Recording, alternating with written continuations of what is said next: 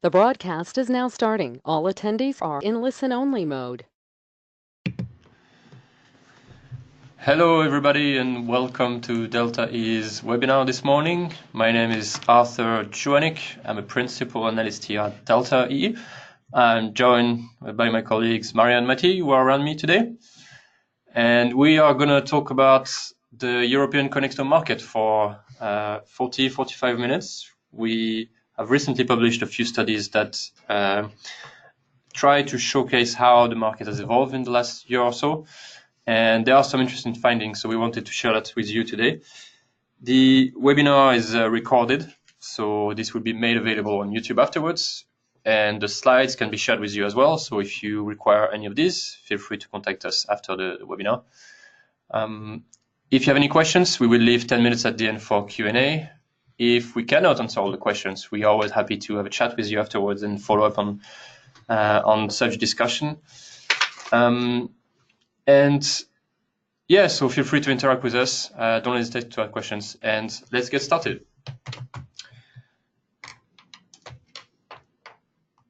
So in terms of our team here, most of you will already have seen us, but for those who don't know us, it's myself here, Arthur, together with Matthew and Maria. Hi, Matthew and Maria. How are you doing today? Good. Hi, everyone. Hi everyone. And just to mention that we have a new member of the team, Evita, who is not there today, but who has joined our growing team, and we're actually recruiting a new member as well. So the connector market expanding, meaning our team is expanding as well.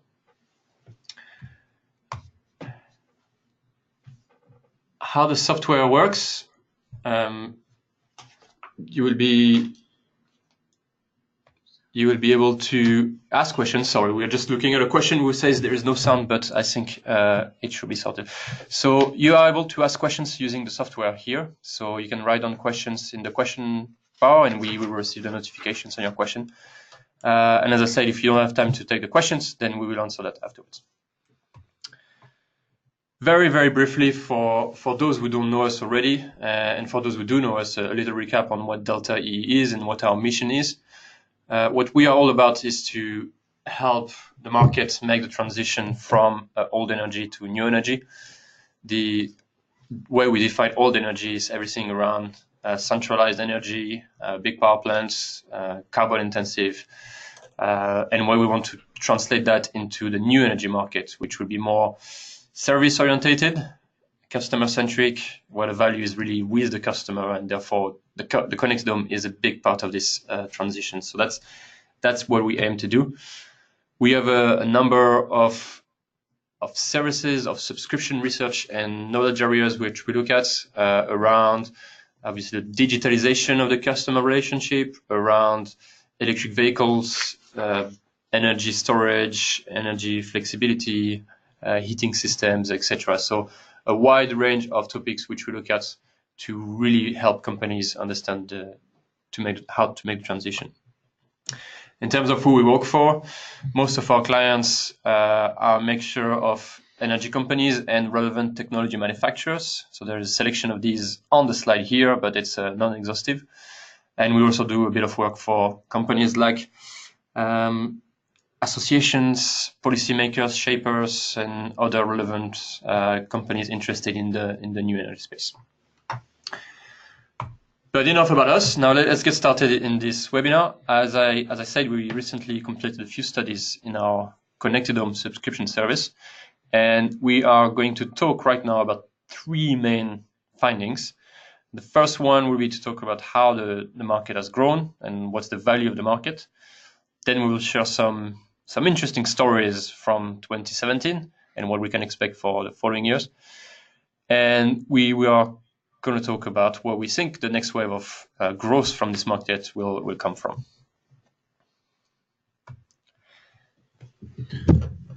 All right, thank you, Arthur. In terms of the size of the market, so we estimate that currently there's around 4 million European households with connected climate controls. This is, of course, not the whole of the market, but the graph on the slide is there just to show how the installed base of climate controls has evolved. And as many of you know, this was where the smart home market started in Europe, much around smart thermostat, but also connected TRVs, and now increasingly also connected climate controls. So we're still seeing, even in the install base, around growth of 30% a year. And then when we look at the new exciting product in the market as smart speakers, this growth rate is of course massive at the moment. And at the end of the year 2017, we estimated there to be almost 2 million households with smart speakers in Europe. Now we are halfway through the year almost, so we are already, of course, much above that, and the growth rate is still continuing. And the impact we've seen from that is that these smart speakers, we'll come to this later as well, they've really given a big boost in all of the kind of do-it-yourself smart home products, especially around use cases such as smart lighting, but also product like smart IP cameras and smart plugs as well.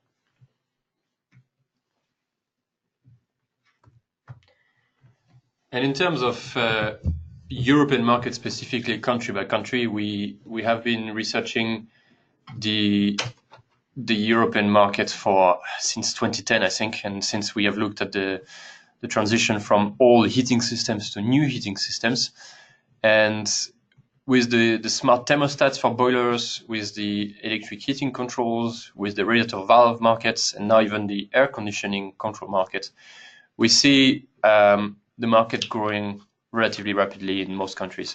So on the color coding, basically gray meaning it's almost non-existent, and the browner part of the market is where we have more than 500,000 customers equipped with smart heating or cooling controls. So if you have been following our webinars before, no surprises with the UK, Netherlands, and Germany. These markets are well established. They keep growing. They are really, really interesting and quite dynamic. France is a market which starts to grow significantly. And what's actually interesting for this year is that a lot more countries start to have lots of competition in the market, lots of products available, and we can see some customers, especially the early adopters, buying these products. Some markets, maybe to mention, Romania has been one of the countries we see as potentially quite interesting, and that's maybe something we are going to explore in the following year or so. And Southern Europe, so Italy and Spain, are two key markets, mainly because there are lots of boilers there, but also the cooling market is quite interesting, and we see lots of developments in that space as well.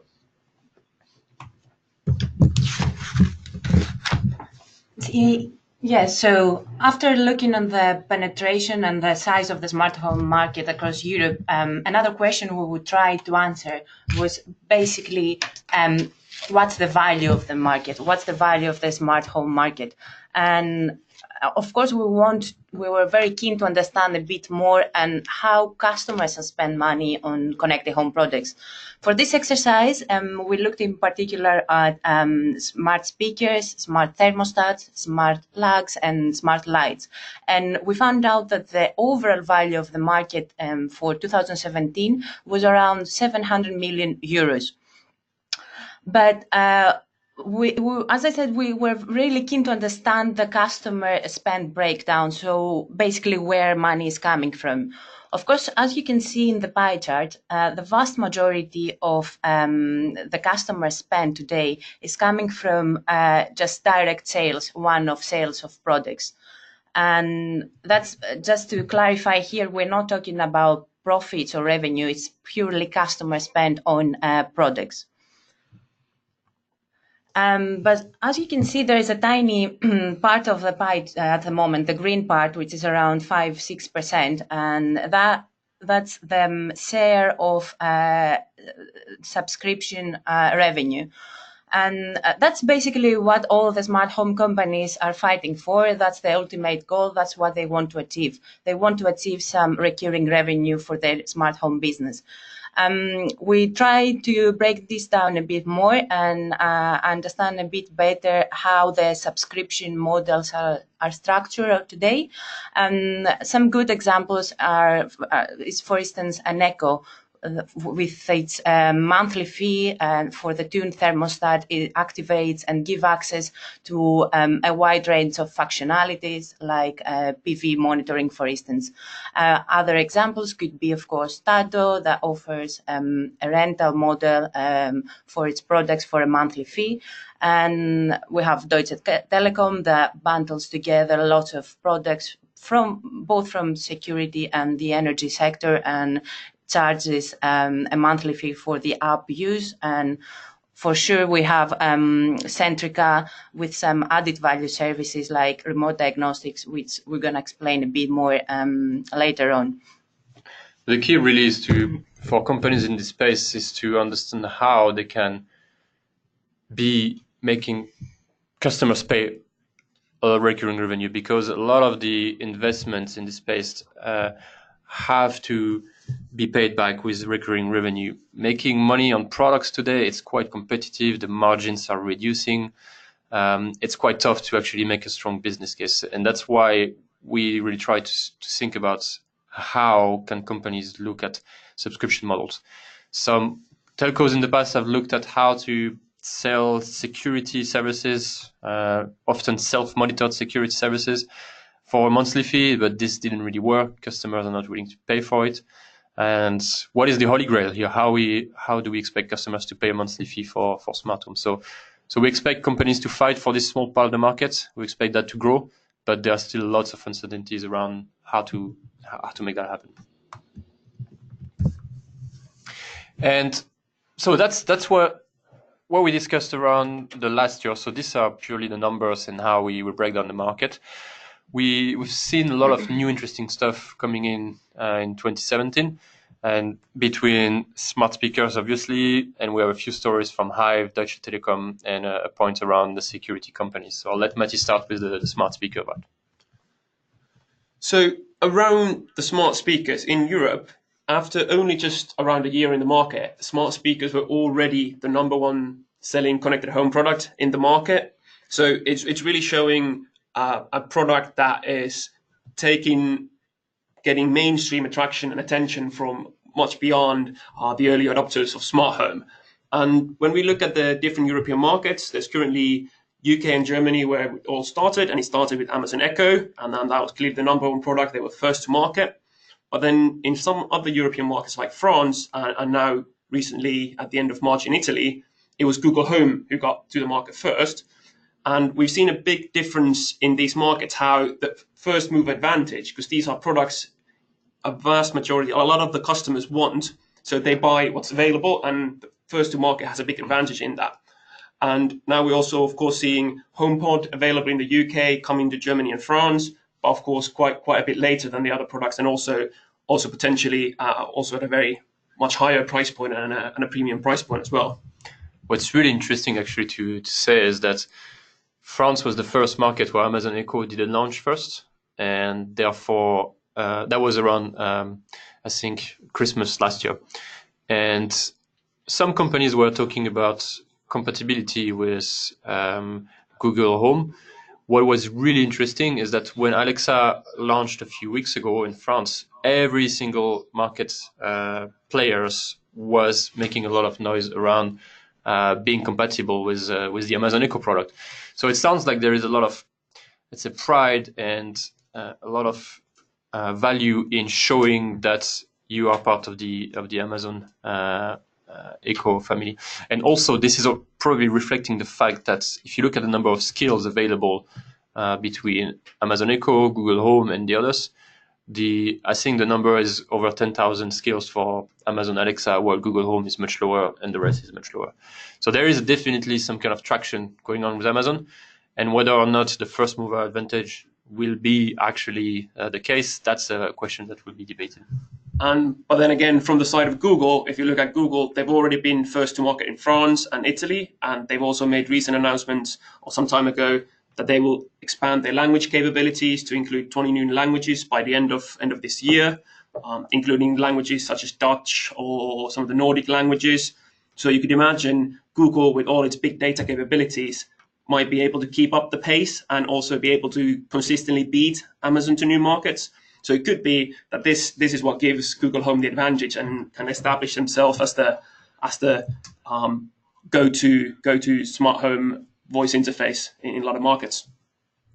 But interestingly, we did recently some customer research in all of these 4 markets, but also the Netherlands as well, so 5 European markets.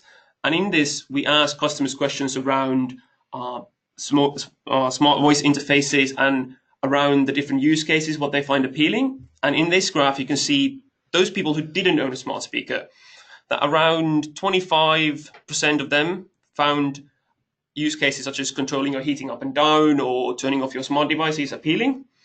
But when you look at the customers that own these products, it's a much bigger factor of people that find these use cases attractive. So around 40% of people.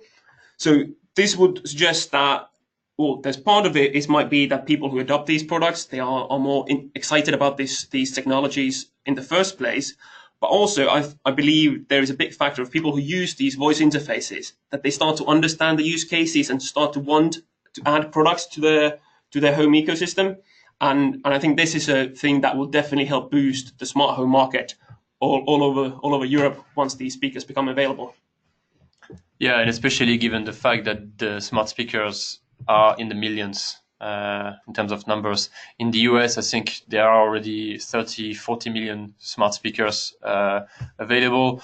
We are hearing that in China, Alibaba has already sold more than 1 million smart speakers. So that's definitely a market that's going to happen.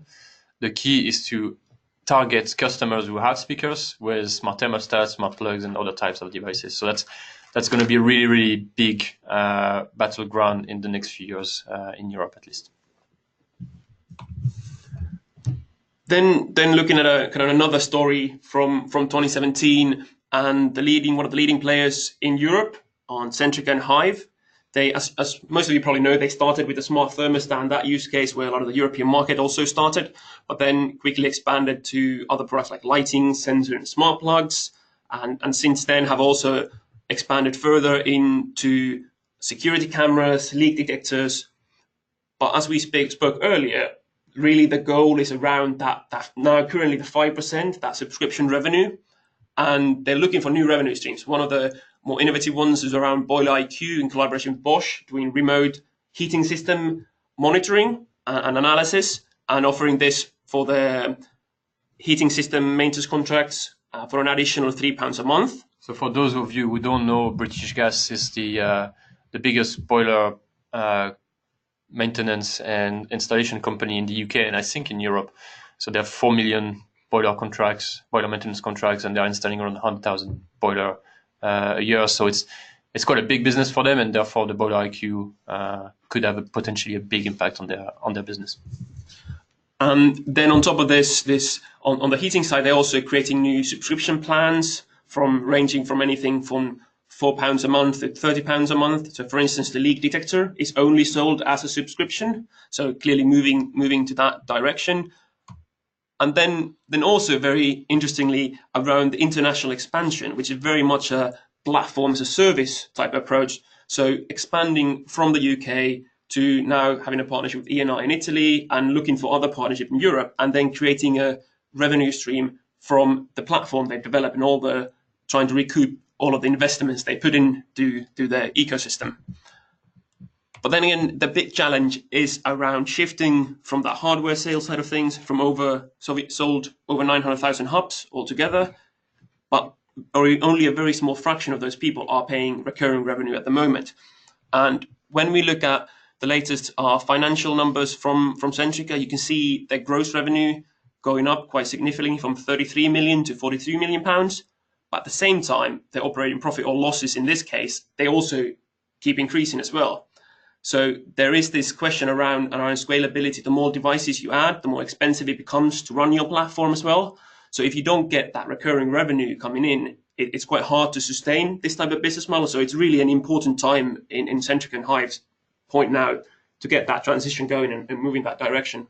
Yeah, especially that out of the 900,000 customers that Centrica or Hive has, very few are actually still paying something to Hive. Basically, a few thousands are paying a recurring revenue. So as you said, the losses are increasing. The revenue, it's quite harder and harder to get the revenue in without subscriptions. Of course, this doesn't give the whole picture, so there's a lot of indirect benefits Centrica is getting with the energy supply business and all of that. But it's just to give an idea of the challenge and the scope of the challenge.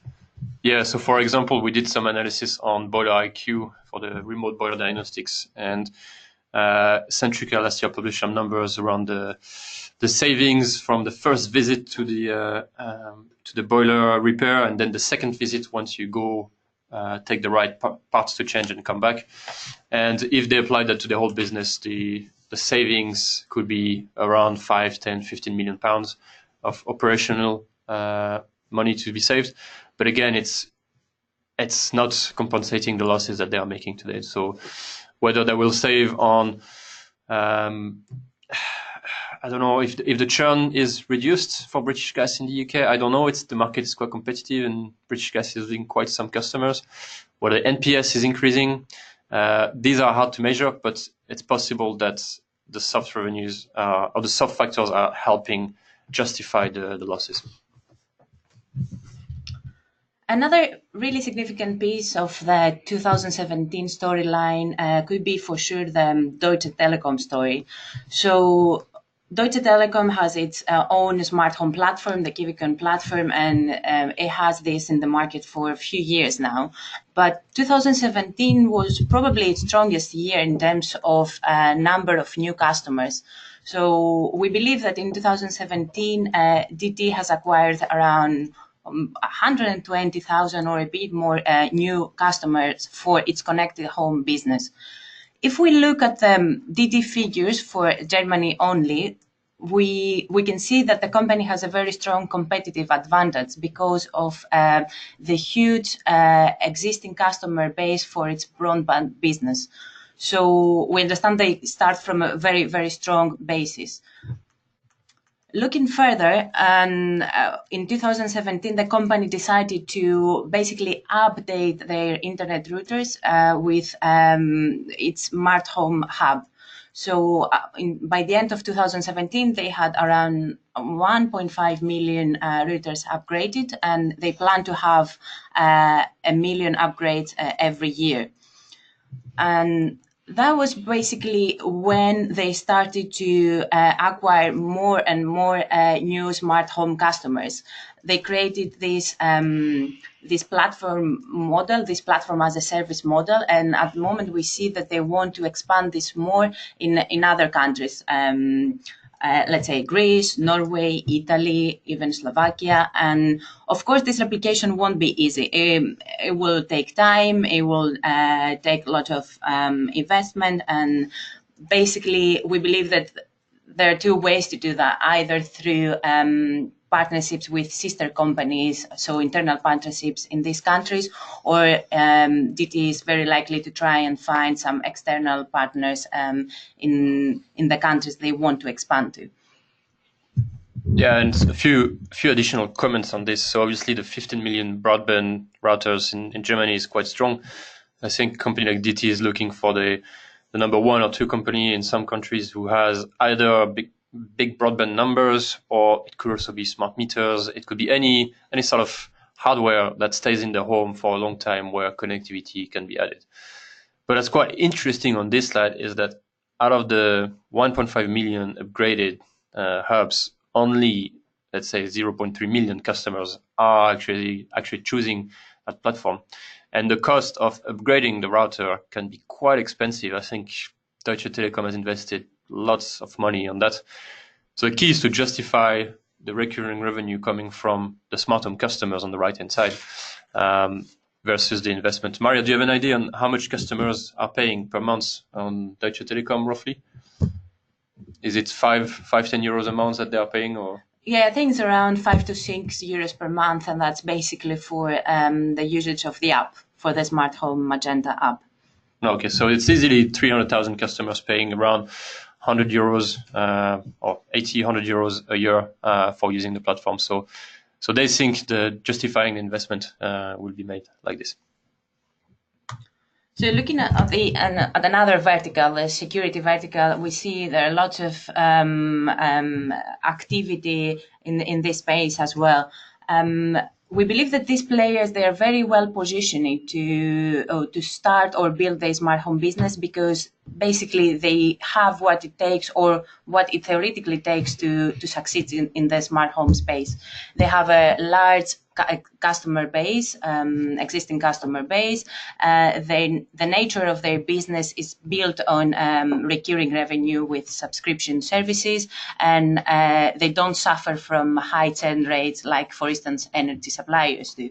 So there are really good upsell opportunities for these players, and we have already some examples. So we have here Verisure.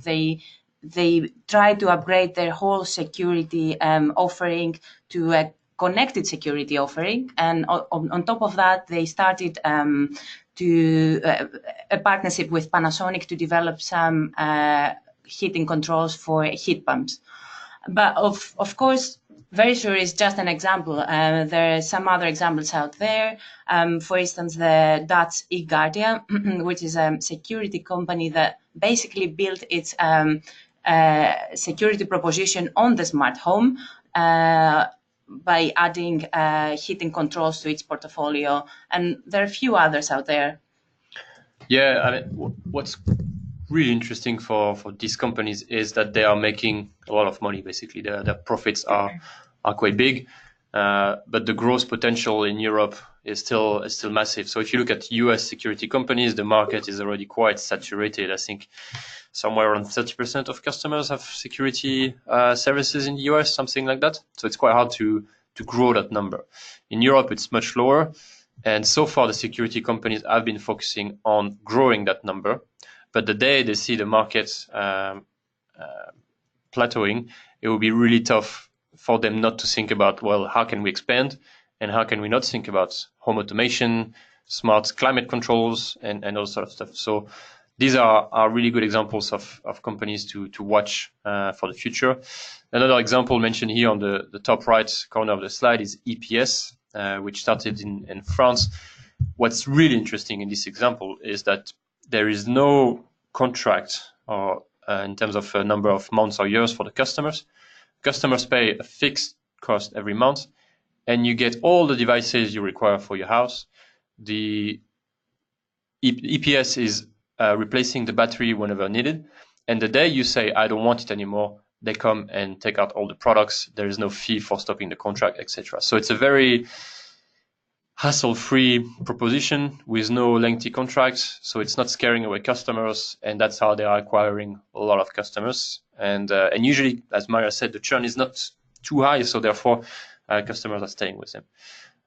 So an area to watch for anyone involved in the connectome space in Europe. In terms of the next step, so really we are really always trying to think about how will this market evolve. It's quite dynamic. The smart speakers are here, but what is going to make this market change in the next year? Who is going to make that market even bigger? And thinking again on not necessarily selling devices, but creating services for customers, creating recurring revenues for companies, and this is almost how we'll define success. So here are a few examples of example of where we see the growth coming from, basically. Yes, of course, the one big area is around all sorts of home services. So a lot of the companies we work at, a lot of they exploring how they could move more into the service area, provide different services within the home. And I got quite lucky with the launch of Amazon's new home service proposition. So I had to redo all my slides and focus on Amazon with the recent launch. And when we look at the home services, if you look at something like Amazon now launched the UK, which is their home services proposition. So they have a wide range of services, from assembling furniture to doing cleaning, computer maintenance, work around the garden, and then of course around electricals and plumbing. So really trying to create a network of installers and professionals that they can leverage to provide a very wide range of services really almost everything you need to help you get stuff done around the house. And when it specifically comes to the smart home, they have things around smart doorbell installation or smart locks, around replacing your smart thermostat, security, so these type of installation services. But when you look at the pricing, for instance, for the UK market, around £120 in this example for smart thermostat replacement isn't particularly cheap. It might be actually slightly above some of the going market rates you get from installers. But what makes this interesting is the fact that now anytime I look at a product on Amazon, and if I'm in an area where there's Amazon installers, here's an example of me looking at a smart thermostat, it will show me the option right there where I'm buying the product. Okay, do I want installation? So it's one click away, I get the installation option, and then when you go through the process, you can schedule this and do it in a really, really hassle-free way. I've mentioned the EPS example of being totally hassle-free security. This is absolutely hassle-free installation from the customer. And maybe the customer doesn't want to go around and finding 10 different quotes for installers on if they can save, 20, 30, 40 pounds on it, and rather just trust Amazon and the kind of reputation Amazon has around customer service as well, and goes with this. So I think this will have a really big impact on the market over time to really help us go to that mass market where hassle-free and it's not so much DIY necessarily. Yeah, no, there is definitely a big trend that a lot of the energy companies are talking about, which is this home life as a service, where you get one single point of contact and you can get everything you need done. So a heating replacement, a washing machine repair, some painting, some gardening, etc. And Amazon is really going for that. They have been doing this in the US for a while. They just launched in the UK. I would not be surprised if they launched in other European countries quite soon as well. So again, when we look at the smart home space, selling devices is one thing, but the end goal is often the services that you can create based on these devices. Amazon is perfectly positioned right now around this. And of course, Amazon isn't the only one, and a lot of other companies are angling for this and looking to do this. Of course, that means there's going to be fierce competition in this. Amazon's now in the market, so if you want to compete in the service space, it's a tough market, and we're going to see a lot of more activity around Europe in this. And another area where there's some activity, maybe not as much, but a bit related to the service area, is around connected insurance. So one of the good examples is Neos, who's really built their proposition around the smart home. It's effectively smart insurance, and all the devices having those within the home are used to better manage the risk associated with insurance, and also providing a better customer experience, much more digital customer experience to them. Then when we look at some of the kind of more established players, there are some activity around recently. QB launched a partnership with Interpolis in the Netherlands, where they created a security camera for Interpolis, and then some sensors and key fobs as well. So this is another example of a smart home company partnering with another company and kind of developing a bespoke solution for them. So that might be a new revenue stream these kind of companies can get. And then there's an example there on the right from the largest mutual insurance company in Finland around bringing smart home, smart insurance to their product portfolio. And what they found actually interestingly is that this was a way for them to attract new customers rather than convert their old customers. So there might be angles around here that could get the larger insurance companies interested as well. But still, at the moment, it's quite trial and small scale still at the moment. What's interesting, I did a quote for my house with Neos a few months ago, and the quote for the home insurance was the same price per month as was a normal one. The difference is that you get a few connected home devices on top of that for no upfront cost. So you can see, as Matti explained, that can attract a lot of new customers. And then another area we already alluded to is around the heating system real diagnostics, which we believe is going to be a huge opportunity, a huge growth market in Europe. So the biggest example is, of course, Centrica and their collaboration with Bosch. So Centrica offers this with British Gas, with boilers and boiler maintenance for another £3 a month and a small installation fee of the hardware. You get monitoring of your boiler, and if there is any sort of breakdown, they'll notify you immediately, help you get the booking for the engineer to come visit, And also when the engineer comes visit, they likely know what's wrong with the boilers, or they come with the right parts the first time around, which reduces the hassle for the customer, but also makes it more efficient for British Gas to run their engineering, the field force. So they currently have around 50,000 customers on this, but this is something if they decide to push it more aggressively, and there's a lot of growth rates. As Marsh mentioned, there's around 4 million boiler servicing contracts they have, so a lot of growth opportunity, and definitely not the only one looking at this space. So there's controls companies like Honeywell and Plugwise in the Netherlands looking to create solutions based on OpenTherm, and of course Tado has been working on this for quite a while as well. But also, very importantly, pretty much all the major heating system manufacturers, they're building this capability, already have it, or are building it, or developing this boiler diagnostic capability, this digital capability. And so they will want to, over time, potentially embed this in all of the major boiler lines and move in this direction.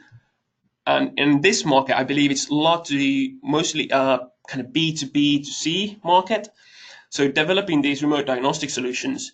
So in the case of Centrica, or they have their own in-house solution, and then in a way, the British Gas gets a lot of the operational benefits for running the field force.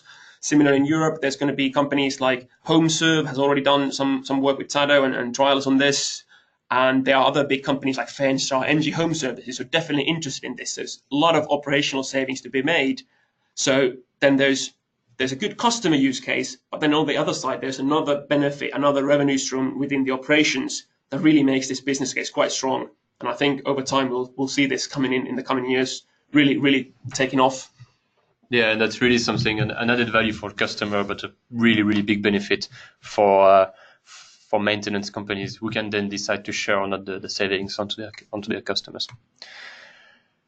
Another big trend we see at Delta, and if you watch our recent webinar on the online boiler sales platform, you will already know a lot about it, but a summary of that is that currently in Europe, around 1 to 2% of the boilers are being sold online, against actually 0% a few years ago.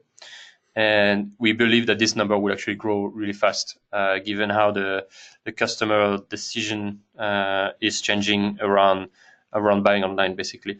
So this is going to disrupt completely the heating value chain.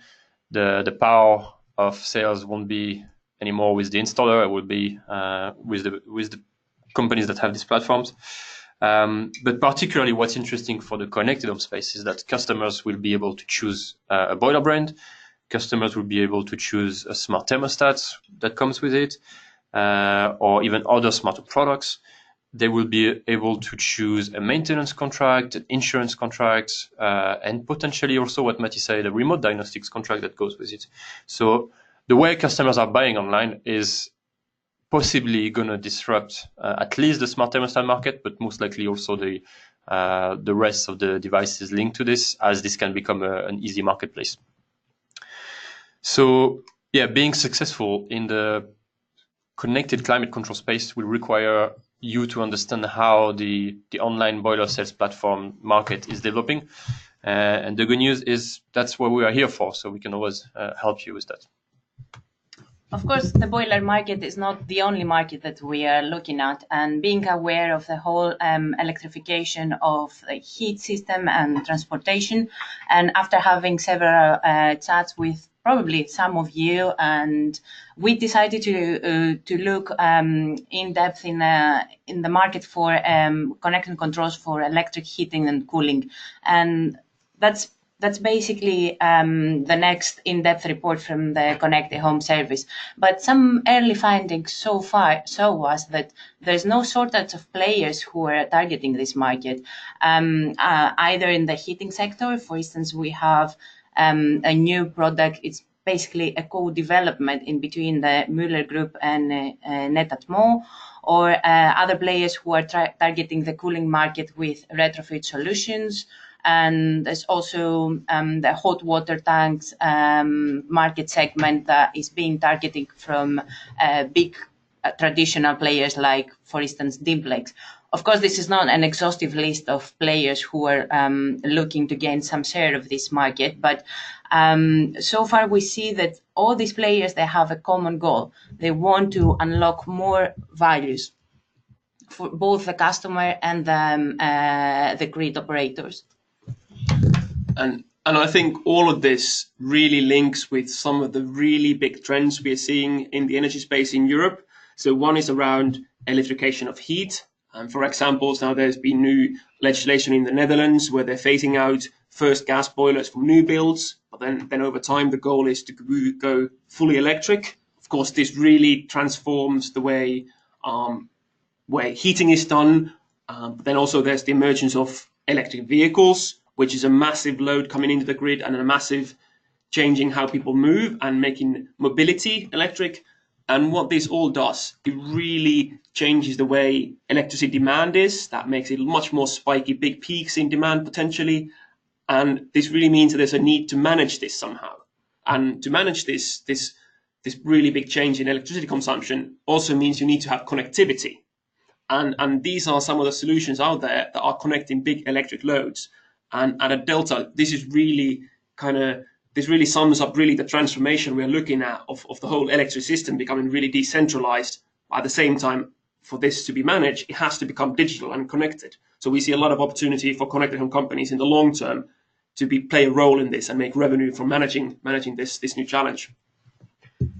Yeah, actually, on this point, I'm going to install tomorrow a Voltalis system in my house, which is equipped with electric heating and electric hot water tank, and that's exactly how the future will look like. As a customer, I get the benefit of controlling my heating and hot water remotely, and the grid and the energy system will get the benefit of creating some flexibility from this. So you can see there is a much bigger prize to win for anyone involved in the electric heating and cooling controls in Europe. So that's all the findings we have from our webinar today. We are going to take a few questions now for the next 5 or 10 minutes. And if you want to ask questions, as I said, the software is available here. Feel free to fire. We'll try to answer as many as possible. And if we don't have time to answer yours, we will get back in touch with you.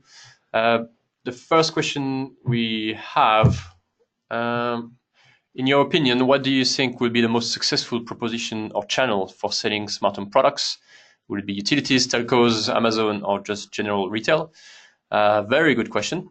In our studies, we have analyzed obviously the different routes to market in each country for each type of product. So far, there's a big disparity depending on the country you are in. So, for example, if it's a market where there is no utility or no telco really involved, usually the retailers get most of the markets because there is no better proposition elsewhere. And Amazon, obviously, as part of this, is usually a big part of the market in countries where Amazon is. But we think that in terms of smart thermostats, the boiler industry is quite big, and the replacement of the boilers and heating systems throughout Europe will be a great selling point for smart thermostats. For products like smart lighting, smart plugs, it's very likely to either be part of a bigger platform or going through the likes of Amazon, because you can quickly understand the use of voice to control devices remotely. So again, it's not an easy question to answer, but it depends all on the products, on the country, and on the companies within the country as well.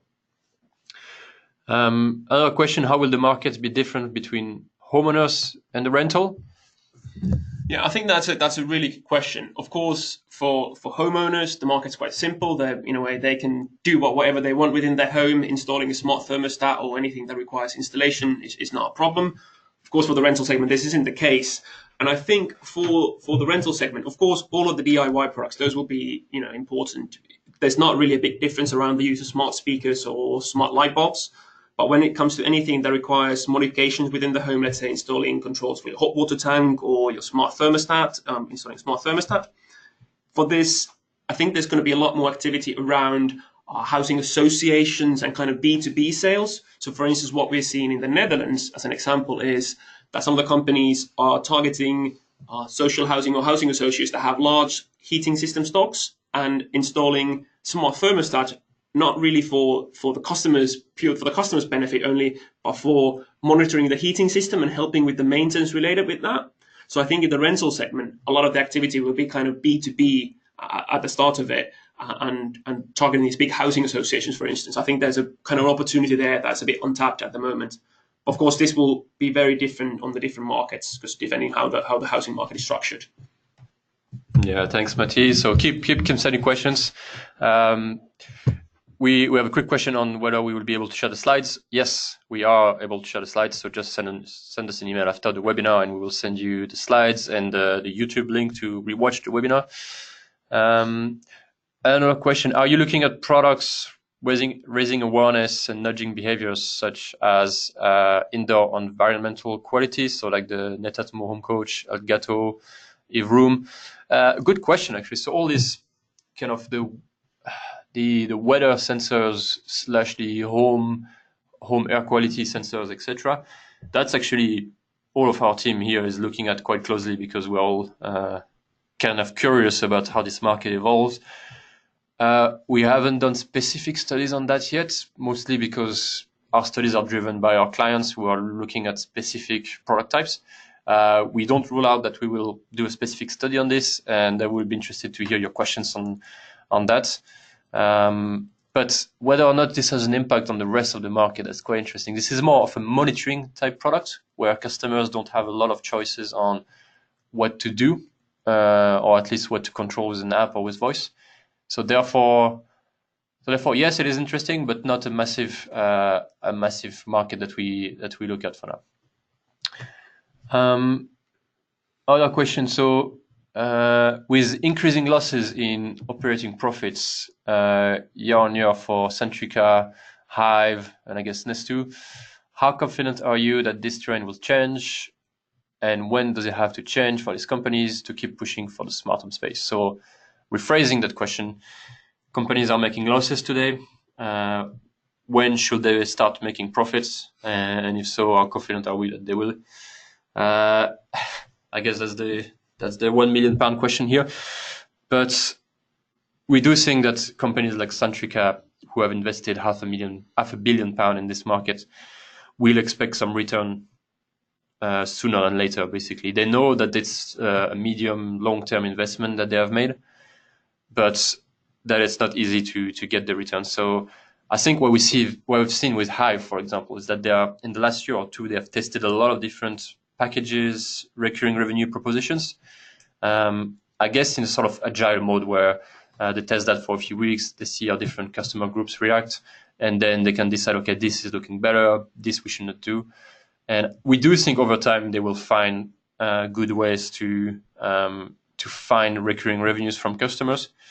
The only issue is that so far these recurring revenues come often from professionally monitored security solutions, which is a very different business than selling devices. It requires capabilities, licenses to do that, some different business relationships. I wouldn't be surprised if such companies move into that space in the next few years. But also the main revenue I think these companies can have is, as Matti explained, is being a platform as a service for other companies who didn't develop their capabilities in-house. Eneco did that with Engie and now with Viesco in Spain. Centrica did this with Direct Energy in the US, so it's an internal thing, but also now with ENI in Italy. And ENI has a big boiler business in Italy, so potentially thinking about the remote diagnostics part. So again, it's quite early to say whether or not they will manage to get the return on investment. But what we see is that the commitment from the executive of these companies is quite high, because they see that the energy market is transitioning from old to new energy, and having digital customer relationship is a must-have in this market if you want to be relevant in the next 10 years. Okay, I think we are running out of time, so we have a few more questions. We will get back to you on this after the webinar, if that's okay with you. If you have more questions you think about, feel free to get in touch as well. As usual, we're also very keen on hearing your thoughts about the webinar and some feedback, some ideas on what you would like to see next. If you're interested in our service, again, obviously very happy to discuss what we could do for you. And that's it for now. I think other things we can do, we will be in different smart home events in September after the summer, so we can possibly meet there. And we're also traveling often around Europe, so we will get in touch to see if we can meet you guys at some point. So this webinar was recorded. This will be made available on YouTube. And if you want the slides, get in touch. And the last thing is to thank you all, Matti and Maria, for your participation, and thank you all for listening. I hope you enjoyed the webinar, and I'll speak to you soon. Thank you. Bye-bye. Thanks, everyone. Thank you.